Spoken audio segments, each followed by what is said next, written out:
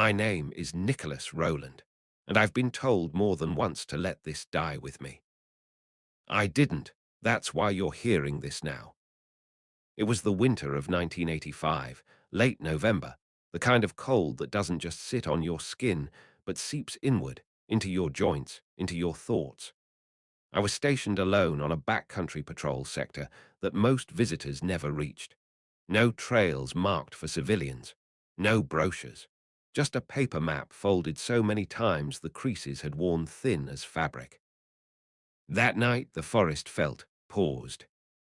No wind, no owls, no snow falling, even though the clouds were low and heavy. When you've worked as a ranger long enough, you learn the rhythm of the land. The forest breathes, it shifts, it makes noise even when nothing is moving. That night, it wasn't breathing at all. I remember stopping my truck, an old government-issue pickup with a whining transmission, and shutting off the engine just to listen. The headlights washed over the tree line, bare branches clawing at the dark.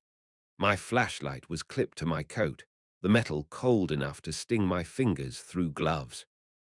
I told myself I was imagining things. That's what we always say first. I stepped out and my boots crunched into snow that had fallen earlier that day. Fresh, untouched, no animal tracks, no wind drift, clean as a blank page. That's when I saw the first footprint. It wasn't there when I looked down.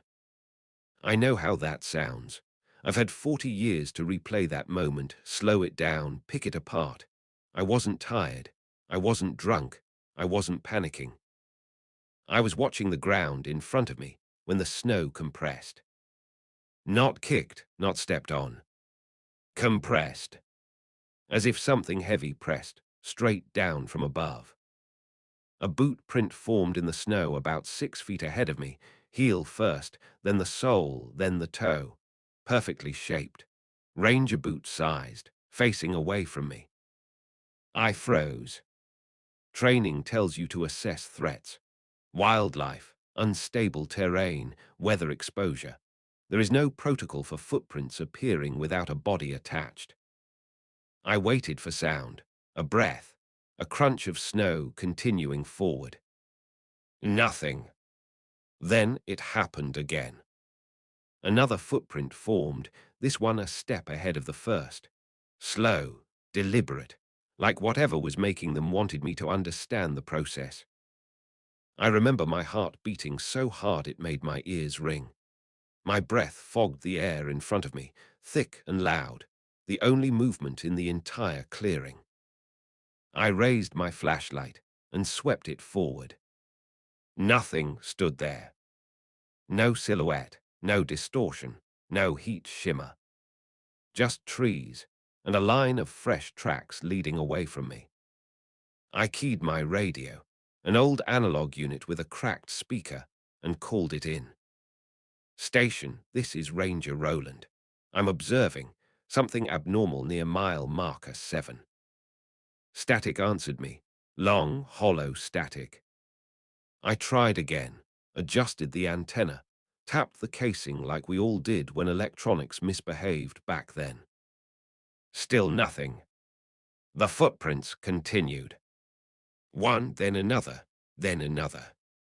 Each step forming with a slight delay, like the ground itself was reacting late to a presence that had already moved on. I told myself it had to be a trick of light, maybe snow settling, maybe pressure changes. I even stepped closer, slow, careful, hand resting on my sidearm, though I had no idea what I thought I'd use it on. The tracks were warm, not steaming, but softer than the surrounding snow, like they'd just been made by a living thing. I crouched down and pressed my gloved fingers near the edge of one print. That's when I noticed something that made my stomach drop. They weren't just leading away from me. They were adjusting. Each new footprint corrected itself slightly, as if whatever was walking was learning how to walk properly, like the first few steps were practice. A shape figuring out balance. I stood up fast, suddenly aware of how alone I was. The forest hadn't resumed its noise. No birds, no insects. Even the wind felt like it was holding back. I didn't follow right away. That's important to understand. Every instinct I had screamed not to move, not to engage, not to acknowledge whatever was ahead of me. But I was a ranger, and rangers don't leave unanswered questions in the woods. I took one step forward. The next footprint appeared immediately, closer this time, closer than it should have been, as if it knew I was watching. And that was the moment, standing there in the dead quiet, breath shaking, radio useless, that I realized something was wrong in a way I had no language for. Not a predator, not a ghost story. Something else, something the forest had made room for. I didn't radio again after that. I don't know why, exactly. Maybe some instinct deeper than training told me that broadcasting my presence any louder than I already had was a mistake. The analog radio hung heavy on my shoulder, hissing softly like it was breathing on its own now. The footprints led toward a section of forest I didn't recognize. That should have been impossible. I had patrolled this sector for years. I knew where the tree line thinned, where the ground dipped, where old boundary posts leaned from decades of snowpack. But as I followed those tracks, keeping a careful distance, never stepping directly into them, I realized the land was subtly rearranging itself. Trees stood where my map said there should be open ground. A shallow ravine cut across my path that I had no memory of. I pulled the folded paper map from my coat and checked it under my flashlight. Mile marker 7 was behind me now. Ahead of me, half buried in snow, stood a wooden sign. No reflective paint, no modern seal, just weathered planks bolted together, the lettering almost gone. I brushed snow away with my glove and felt a chill that had nothing to do with the temperature. Restricted zone. Authorized personnel only. No agency logo, no date, no mention of why. That sign wasn't on my map. The footprints crossed the invisible boundary without hesitation. I didn't.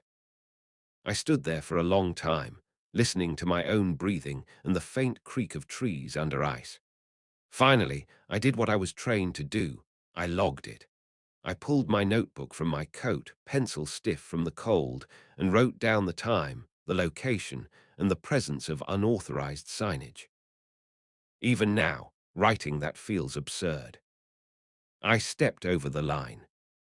The forest changed immediately. Not dramatically, no lights, no sounds, just a subtle pressure like the air had thickened. My flashlight beam didn't carry as far. Shadows clung closer to the ground. The footprints slowed. They became uneven again, as if whatever was making them was struggling. One print sank deeper than the others, the heel twisted slightly inward. A misstep. I felt a strange surge of pity before fear reclaimed its place. The thought came uninvited. It's not hunting, it's learning. That was when the radio clicked. Not static, voices. Overlapping, muffled, like several transmissions playing at once, none of them clear enough to understand. I raised the radio, thumb hovering over the talk button, heart pounding. "Station, do you copy?" I said quietly. The voices stopped. A second later, a single tone came through. Not a voice, not static. A low, sustained hum that vibrated through the casing and into my bones. I shut the radio off. The footprints stopped forming. For the first time since I'd seen them, there was no next step. I scanned the darkness ahead, sweeping my flashlight slowly, methodically. The beam caught on tree trunks, low branches, drifting snow, but never on whatever had been walking. That's when I heard it. Not footsteps. Breathing. Slow, deep, too controlled to be animal, too heavy to be human. It came from directly in front of me, about 10 yards out, but my light showed nothing. I backed up a step. The breath stopped. I backed up another. A footprint appeared, this one facing me. Perfectly formed, centered, intentional. I raised my sidearm without thinking, my hands shaking so badly I was afraid I'd drop it. My training screamed at me that firing would be pointless, dangerous, possibly catastrophic. Whatever stood in front of me wasn't bound by rules I understood. The forest finally made a sound then. Branches groaned. Snow slid from boughs. A low vibration traveled through the ground, subtle but undeniable, like something massive shifting its weight beneath the surface. I felt watched from every direction. And then, as suddenly as it had begun, it ended. The pressure lifted. The breath vanished. The footprint in front of me softened and collapsed inward, snow filling it like it had never been there at all. I stood there, weapon raised, for a long time. Eventually, I turned around and walked back the way I came, never once taking my eyes off the tree line. I didn't run. I didn't speak. I didn't radio for help. When I reached my truck, the engine took 3 tries to turn over. I sat there shaking, hands locked around the steering wheel until the heater sputtered to life. I reported nothing that night, not because I didn't want to, because I already knew how it would be received. The next morning, 2 men were waiting at the ranger station. They weren't from the park service. No uniforms, no names offered. They had my logbook open on the desk when I walked in, fingers resting on the page I'd written the night before. One of them looked up at me and said, very calmly, "You crossed a boundary that isn't meant to exist anymore." He slid the notebook toward me. The page was blank. No writing, no indentation, like I'd never picked up the pencil at all. "That area doesn't appear on maps," he continued, "and it doesn't generate reports." I asked what had made the footprints. He didn't answer. He just said, "It's been trying again." They told me I hadn't seen anything unusual. Those were the exact words. One of the men, older, grey at the temples, eyes that never quite blinked, leaned forward and spoke like he was reciting a rule he'd memorized a long time ago. Environmental stress can cause visual inconsistencies. Snow behaves strangely under pressure. Memory fills gaps. I asked him how pressure made footprints appear in sequence. He didn't like that. The younger one closed my logbook and stood up, signaling the conversation was over. "You won't patrol that sector again," he said. "Consider it reassigned." That should have been a relief. It was. Over the next few weeks, I tried to convince myself it was behind me. Winter deepened. Snow piled high along the access roads. The forest went back to breathing again. Birds returned. Wind moved through the branches like it always had. But something was off. Every patrol briefing started including a subtle omission. Maps were updated, but the scale changed slightly. Mile marker 7 was still there, but the terrain beyond it had been smoothed, simplified, like someone had erased complexity rather than specific features. I asked around. Older rangers went quiet when I mentioned that section. One of them, a man who'd started in the late 60s, finally pulled me aside and said, "You don't chase footsteps that don't belong to anything." That was all he would say. I started digging through old records on my own. Paper files. Incident reports yellowed with age. Missing persons logs. What I found was never explicit, but the pattern was unmistakable. Rangers reassigned without explanation. Search operations called off early. Entire pages redacted by omission rather than ink. events simply skipped in chronological order. And always the same general area. The late 60s, then again in the mid-70s, then 1985. Me. One report stopped me cold. A brief note from 1968, filed under environmental anomaly. It described impressions in snow appearing without visible source. No follow-up, no conclusions. At the bottom, a handwritten margin note read, "Still unstable." I realized then that whatever I'd encountered wasn't new. It was unfinished. I never saw the footprints again, but I felt their absence. Some nights, while patrolling elsewhere, I'd catch myself slowing my pace, half expecting the ground ahead of me to respond. It never did. Years passed, I retired. The men who'd visited me never returned. The park expanded. New signage went up. Visitors took pictures where I'd once stood frozen in fear. But the boundary remained. Not on maps. In memory. I've kept quiet for decades because I understood the unspoken agreement. Some things aren't meant to be dragged into the light, not because they're fragile, but because they're patient. Here's what I believe now, with the benefit of time and distance. The forest doesn't just contain things. Sometimes it teaches them.